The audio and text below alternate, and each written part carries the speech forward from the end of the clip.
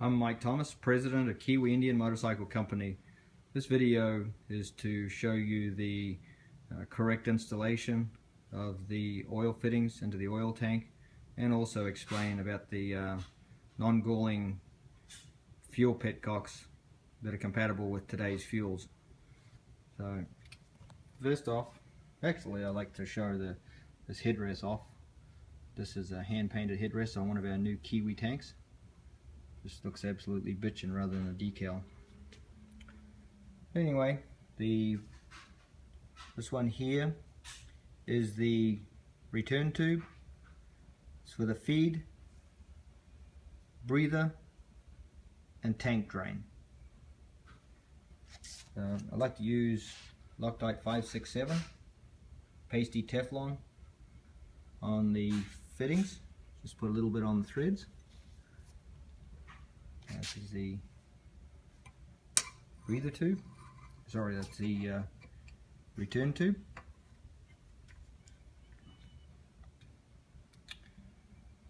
And next up is the feed.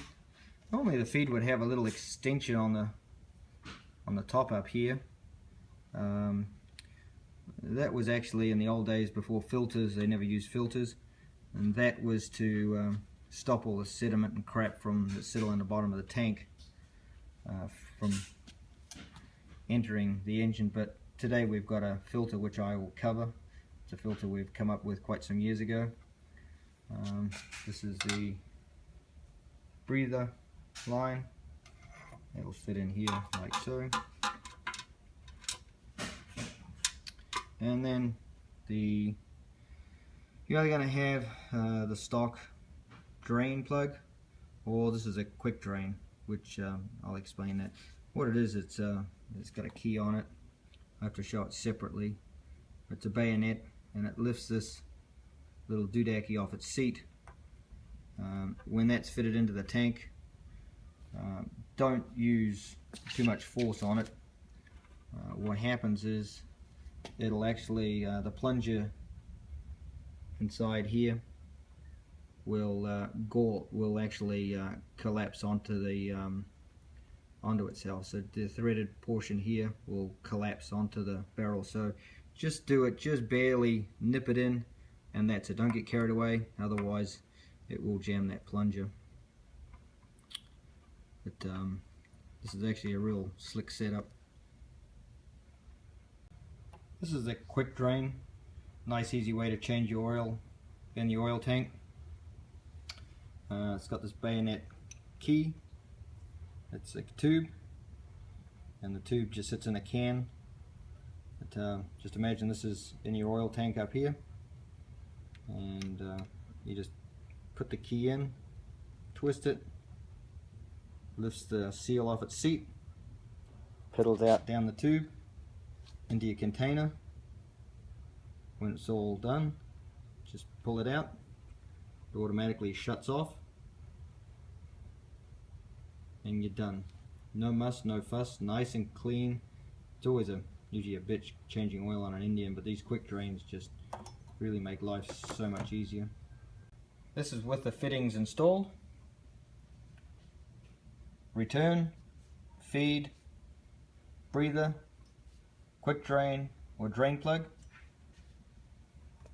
Quick drain works nice and easy. Put it in, twist it, put the other end of the hose into a can, let it pedal down into that, come back later on, remove the hose, and you're done. It's just nice, easy, no cleanup. And this is our anti-Gauling Petcocks. Some years ago, I took the lead out of the fuel. All Petcocks back in the day, even today, they've got brass on brass, meaning brass body, brass barrel, lever part, and with no lead in there, what happens is it ends up galling over a period of time. It doesn't take that long. It's gas resistant grease. That's just a temporary fix. It lasts for a little while. You're better off just to put these anti-Gauling Petcocks that we've come out with. Some guys, it doesn't make any sense that they want to cheap out, and what they'll do is they'll get a pair of pliers on here, start twisting it. What that does is it twists the whole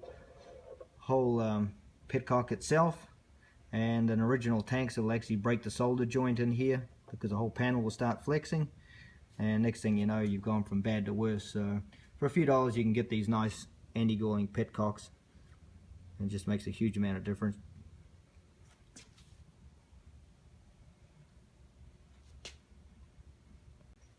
While at it, put the Kiwi in-tank oil filter.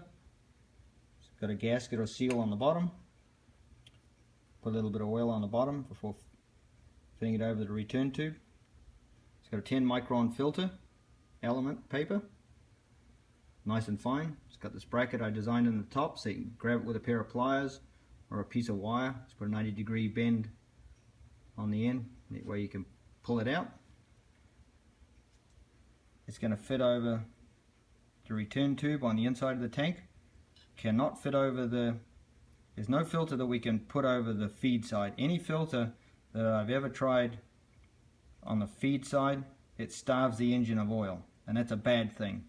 So the only way to do it is on the return. Start out with a clean tank, use the filter. From that point on, you've always got a clean tank.